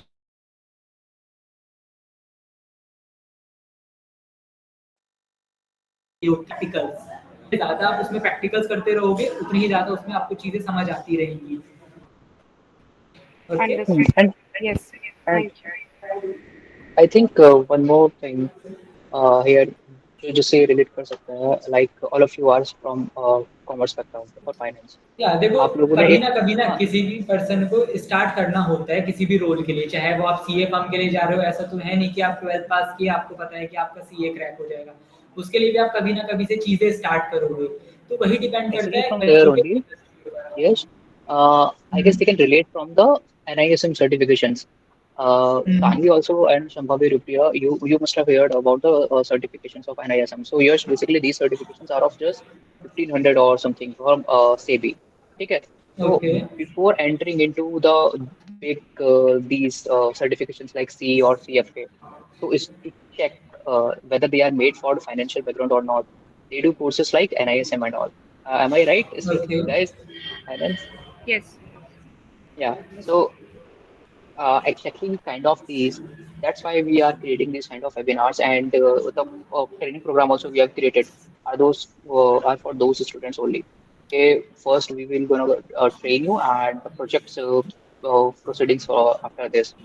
So and well that will be explained by Yash, but I can you can get the reference from NISM Bali certifications. Okay, just before entering into big giants like CFA or CA, you check by doing certifications like NISM or NCFA. So kind of these we can move further. उसका example लेके. Yes, please, yes. Okay. So basically देखो, जो ऐसे companies के जो trainings हैं, internship programmes होते हैं। अब मैंने आपको एक बेसिक रिक्वायरमेंट बताई थी, या तो कंपनीज आपसे बोलेंगी कि आपके पास या तो एक्सपीरियंस होना चाहिए 2 मंथ्स 3 मंथ्स का, या फिर इनिशियली आपको स्टार्ट करने के लिए आपके पास सर्टिफिकेशन होने चाहिए। अब इन सर्टिफिकेशन की जो आपकी एग्जाम फीस ही होती है ना, वो आपकी 54,000 60,000 80,000 90,000 होती है, अनटिल अनलेस आपके पास कोई एग्जाम कूपन वाउचर्स ना हो, राइट? तो उस सिनेरियो के अंदर बहुत सारे बच्चे क्या है कि इन प्रोग्राम्स को अफोर्ड नहीं कर सकते। सो जैसे इंटर्न सेलाइट ने एक बहुत अच्छा इनिशिएटिव स्टार्ट किया है, जहाँ पे वो एक रीजनेबल अमाउंट में आप लोगों को एक ट्रेनिंग, एक इंटर्नशिप और प्लेसमेंट असिस्टेंस प्रोग्राम ऑफर कर रही है, जिसके अंदर मैं, मेरे साथ बाकी जो टीम्स हैं, साइबर सिक्योरिटी एक्सपर्ट्स हैं, वो आप लोगों को ट्रेन करते हैं in the very first month, from the very basic to the advance level, जहाँ पे वो सारी जो चीज़ें हैं वो आपको बिल्कुल भी प्री रिक्वायरमेंट नहीं होती है किसी भी चीज़ के लिए। तो हम जो उस प्रोग्राम के अंदर आप लोगों का फोकस करते हैं, वो होते हैं आपके 4 मेजर मॉड्यूल्स। पहला आपका कंप्यूटर नेटवर्किंग मॉड्यूल ही रहेगा। सेकंड मॉड्यूल होता है आपका एडवांस काली लिनक्स का। अब जैसे विंडोज़ आप लोगों का एक ऑपरेटिंग सिस्टम है, ऐसे ही काली लिनक्स और एक उबंटू ऑपरेटिंग सिस्टम्स होते हैं जो आजकल हैकर्स यूज़ करते हैं। तो उसके बारे में आपको पढ़ाया जाता है कि कैसे आप सारी चीज़ों को वहाँ पे एग्जीक्यूट कर सकते हो। Thirdly, we are more focusing over the red teaming part, जहाँ पे आपको सारे defence like offensive tools and techniques बताई जाती है, कैसे आप चीज़ों को एक्सप्लॉइट कर सकते हो। अब इसमें क्या होता है ना, कि जैसे अभी मैंने कुछ अटैक्स वगैरह आप लोगों को थियोरेटिकली एक्सप्लेन करे थे, राइट? Right, sir. तो किस किस को वो अटैक्स इंटरेस्टिंग लगे, किस किस का मन हुआ कि हमें वो अटैक्स लाइव भी परफॉर्म करके एक बार देखने चाहिए? Yes, sir, we can try. Right? तो उस सिनेरियो में क्या होता है ना, कि इस प्रोग्राम के अंदर हम आप लोगों को वो hands on practical trainings provide करते हैं, जहाँ पे आप वो सारी चीज़ें हमारे साथ साइड बाय साइड अपनी मशीन्स में अपने खुद से आप लाइक परफॉर्म करोगे, जिसमें आपका नॉट ओनली जस्ट कि मेटा एक्सप्लॉइटेबल सिखा दिया या वर्ब सूट सिखा दिया या वायरशार्क सिखा दिया, not only just these topics, we are all covering all those topics which are currently required by the companies, जो अभी कंपनीज मांग रही हैं बच्चों से उनके रिज्यूमे के अंदर, वो सारी चीजें आप लोगों को सिखाई जाती हैं। Okay, Right. आफ्टर दैट जो फोर्थ मॉड्यूल होता है, अब जैसे मैंने as a penetration testing role में भी आप लोगों को बताया था कि एक रेड टीमिंग पार्ट, एक ब्लू टीमिंग पार्ट बताया था, राइट? तो ऑब्वियसली अगर मैं किसी कंपनी के लिए as a red teaming employ काम कर रहा हूँ तो वो मेरे से चाहते हैं कि मेरे को ब्लू टीमिंग की भी नॉलेज होनी चाहिए ताकि मैं उनको उसके सिक्योरिटी मेजर्स भी बता सकूँ। तो जितना भी आपका डिजिटल फॉरेंसिक्स वाला पार्ट होता है, जो भी आपके डिफेंसिव टूल्स एंड टेक्निक्स होते हैं, उनके बारे में आपको इस प्रोग्राम के अंदर पढ़ाया जाता है, थियोरेटिकली भी और प्रैक्टिकली भी। एंड साइड बाय साइड आप जस्ट अपने कुछ कुछ मिनी प्रोजेक्ट्स भी कर सकते हो। एंड ड्यूरिंग दिस प्रोग्राम आपके पास एक अथॉरिटी भी रहती है कि आप वेबसाइट्स पर टेस्ट नाम से आप अपने जो कुछ अगर आपको बग मिलता है आप उसको टेस्ट करके रिपोर्ट भी कर सकते हो। तो वो सारी चीज़ें कैसे की रिपोर्टिंग होती है वो सब चीज़ें आपको इन प्रोग्राम्स के अंदर दी जाती है by providing the by in the live session. Side by side अब बहुत सारे बच्चों का कंसर्न होता है कि सर एक बार लाइव सेशन में पढ़ लिया बट याद नहीं रहता या भूल जाते हैं, स्टेप्स नहीं याद रह पाते, राइट। तो उसके लिए आप लोगों को एक LMS पोर्टल दिया जाता है जहाँ पे आप सारे recorded lectures as well as जो उसका स्टडी असेसमेंट्स ऑप्शंस हैं वो सारी चीजें आप वहाँ पे देख सकते हो। साइड बाय साइड आपको CTFs के एक्सेस दिए जाते हैं। CTFs बेसिकली इवेंट्स होते हैं साइबर सिक्योरिटी फील्ड के अंदर जो कैप्चर द फ्लैग इवेंट्स होते हैं। तो आपको वो सारे CTFs के एक्सेस दिए जाते हैं ताकि आप अपनी हैकिंग स्किल्स को, आप अपनी डिफेंसिव स्किल्स को प्रैक्टिस कर सको।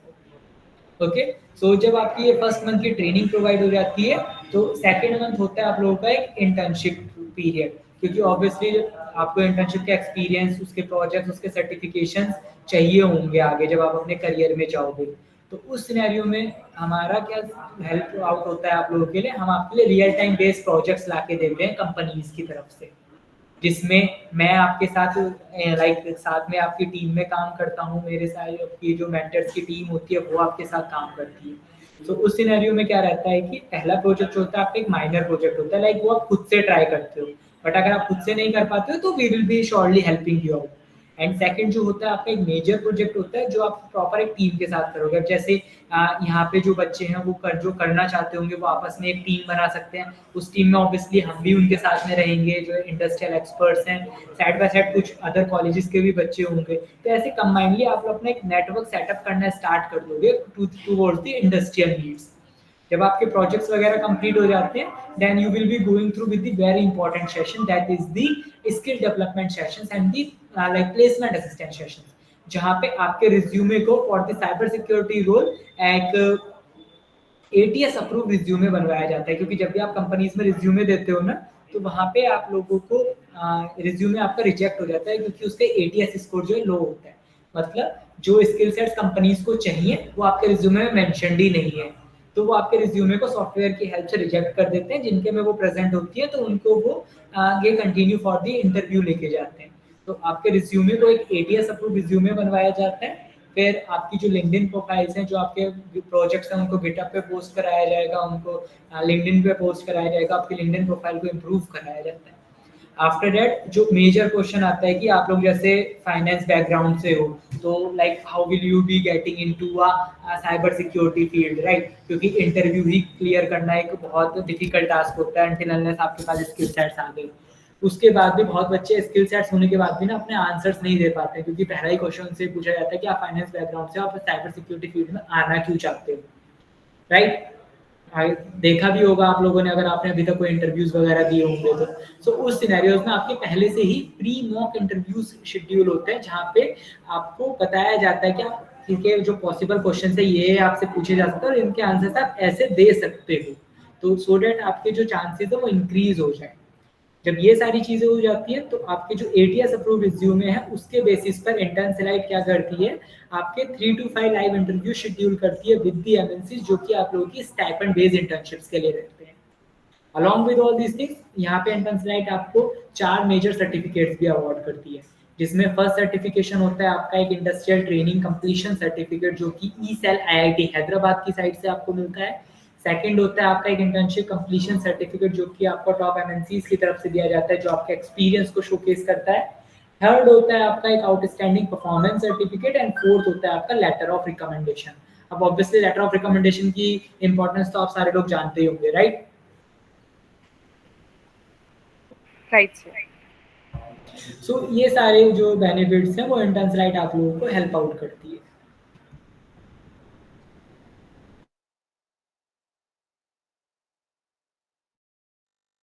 Okay, yes understood. Yes. तो किसी को अभी तक कोई चीज़ पूछनी है साइबर फील्ड से रिलेटेड?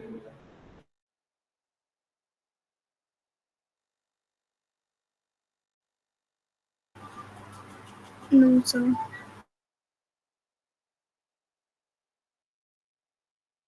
ओके, किसी को कोई भी डाउट नहीं है साइबर फील्ड में? अब सारी चीज़ें लाइक जो बेसिक चीज़ें थी वो मैंने ट्राई की कि मैं सारी कवर अप कर लूँ, वो सारी चीज़ें क्लियर आउट हो गई हैं आप लोगों को? Yes. Yes, sir. All right. Now, yeah, I okay, will great. request all the students who are interested in making the careers in this particular field to be there, and rest of them you can leave whoever joined just for the webinar purpose. Although no one was forced, and neither till now. And yes, if you guys want to, then yeah, that webinar was free. And now about the training part. So as Yash explained, as he is also one of the mentor in the cybersecurity field and already working also with one MNC, can't share due to the confidentiality of the profile. So first 1 month of industrial training in which the live sessions will be going to be there.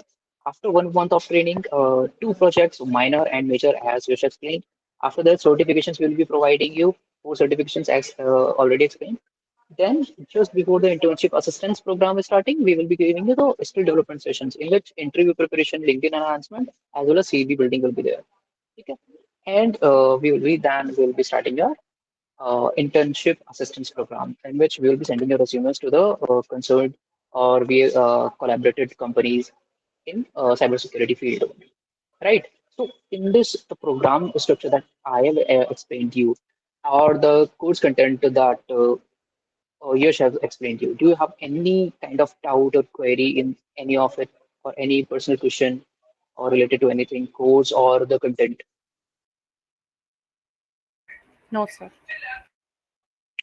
Great enough. Great enough. So let me just share the link you can pursue from. Just wait a minute.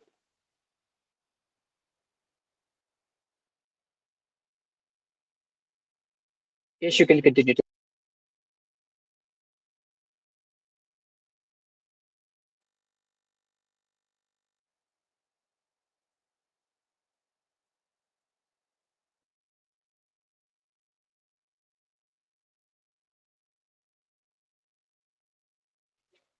So if anyone is interested in this particular course or the training program that we are providing, you can know more about that, which is by me. If you have any kind of question or if course content related, like any career guidance related, you can ask to the Yosh yet. And as well as he will be there along with other cybersecurity experts after the webinar also. Like if you're gonna be with our team, that is, if you will gonna enroll with this industrial training program, so in that also you can ask your personal questions like career guidance related and all. Okay. Now the thing is, this for this course content, I hope you have inspired the webinar related to all this, right? Was it helpful? Yes, sir. Great enough. Yes, So sir. It if was Yes, really it was a helpful. very insightful session. thank Really you, like thank it. thank you, sir. Yes, very knowledgeable. Uh, Great, yeah. That's what our motive was. Okay, and that's why I'm not also uh, forcing someone to be staying here. And yeah, if you guys want to join the course content with us, then just letting you share this sharing the content here in the chat box. You can check all. And yeah, so the course content, if you want the full content, अगर आप हमारे साथ इस cyber security programme में जुड़ना चाहते हो, तो the course content will be of 4,000 rupees. ठीक है, all these things will be costing 4,000 rupees, in which आपका ट्रेनिंग पार्ट से लेके, हाँ ट्रेनिंग जो है वो लाइव सेशंस में होती है, तो ट्रेनिंग पार्ट से लेके certifications and project submissions and then internship assistance all included. But yeah, you can see here in the chat box, I have given you the link of 1,000 rupee registration. So you can just pay 1,000 rupees now to book your slot for October batch, and rest of the money you can even pay in 2 to 3 installments in next to 8 to 10 days. Right. So to make convenient for the student, we are following this kind of curriculum. Right. So if anyone have any kind of doubt or issue in that also, and program related, content related, or course related, this training related, or the webinar related, you can ask. And yeah, if you want to purchase, you can go to that link. Also, Tanvi have my personal number. So if you all have the personal number of Tanvi, you can contact her. Can you please help them, Tanvi, or should I mention my personal number here in the chat box? Yes, you can contact me. I'll share the details with everyone. If anyone is interested to get the link downloading, so we can also provide the chat box. Yeah, you can see in the chat box as well. You can take my contact number from her also, and we can have the contact later. Okay. Although if you want, our career counselors can also contact with you. Okay, but it is advisable. A small doubt regarding antivirus. So, like my laptop antivirus. Yes, can you please answer that? One query someone has put in the chat box. Also, right Sir, I now, have a small doubt regarding antivirus. So my laptop antivirus has expired, the original one. So it is necessary to buy a subscription, or can I renew it or any other way? There will be already pre-installed antivirus which will not be renewed or anything else. That will be a Windows Defender firewall, right? Yes, sir. So you can just go with that only. Otherwise, no need to add or renew your any kind of antivirus.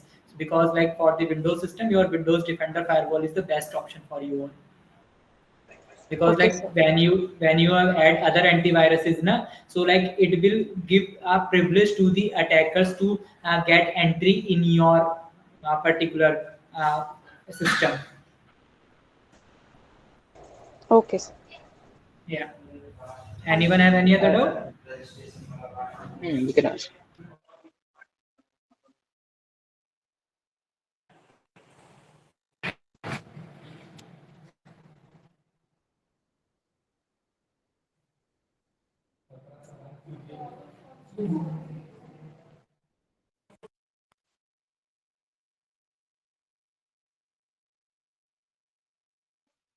Yeah, so one more thing, guys. As you can see on the headlines also of the website, and as we have collaborated with the CyberCell DRC, that's why we have cut down the cost by 50%. But our course content, if you can check on our website, you can go through the Internet Allied course, and the price for the same is 8,000 rupees. But as we have collaborated with, and during these webinar sessions, we do provide a 50% discount to the members of the participants. So we have your data, and whoever from that data जो आपने एक registration form भरा होगा उसमें से जिसके पास भी जिसने भी register किया है that will be getting 50% off, and you will be getting this training program for 4,000 rupees then only. Okay, if someone have not registered in the same registration form, so you can ask me or family for the same. But yes, uh, this discount is for the only webinar members. Okay, chalo, great, yeah. So the members who are ready to join this can stay here. Rest of the thank you so much, guys. If you don't have any kind of query, you can leave, and others may stay here if you want to join this particular course. If you want to know more about this and all these things, you can be there. And thank you so much. It was a really great session with you all. Thank you so much, sir. Thank you, sir. Thank you, sir.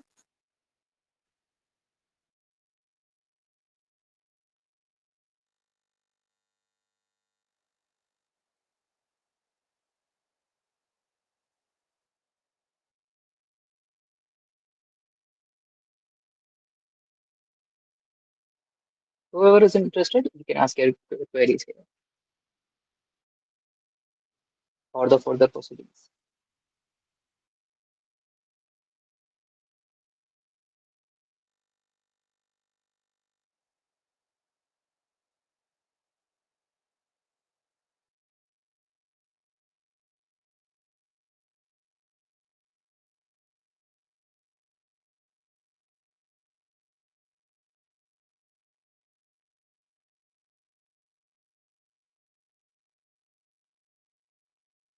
Okay, Apurva, any other?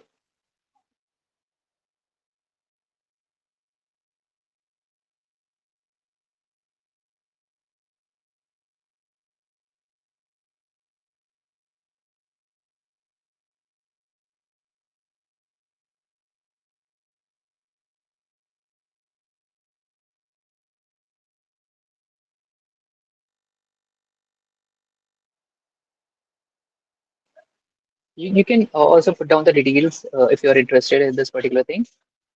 And yes, so Tanvi, Dia, Shubhranshu, Arunam, and Simran, Ananya. Do you have any kind of query or doubt now related to course content? If you want to, Tanvi? I don't think anyone has any doubt right now. So like I'll share your contact also on the details. So if anyone would be interested, they'll surely contact you. For sure, for sure. Chalo, should we wrap up now? Oh yes, I think we can do. So before we end, a huge thank you to the Learn Stimulate for arranging this webinar. And thank you so much, Yash. It was a very insightful session. Students got a very deep insight into the cyber world and all the profession related. So thank you so much for taking out the time and providing us the valuable insights. Thank you, Tanvi, and thank you for the smooth conduction of the.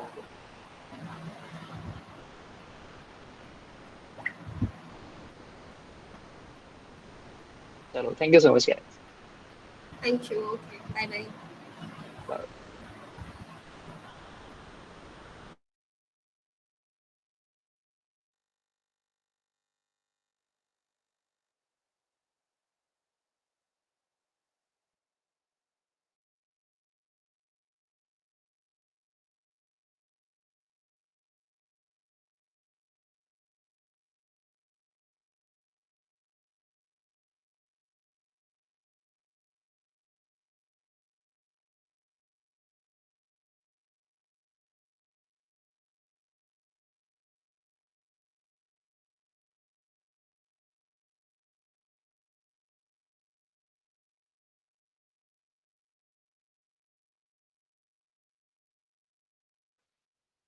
So, Ananya, Bhumika, Trisha, if you want, you can share your details too in the chat box.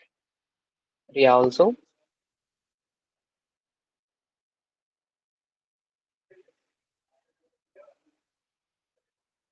Avni, Ananya, Bhumika, Trisha, Ragini, Ria.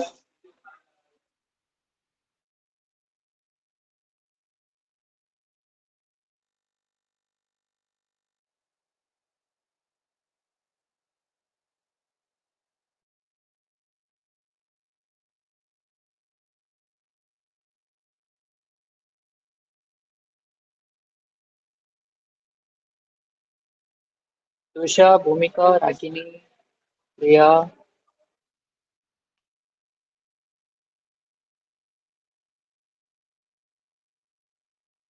You guys there?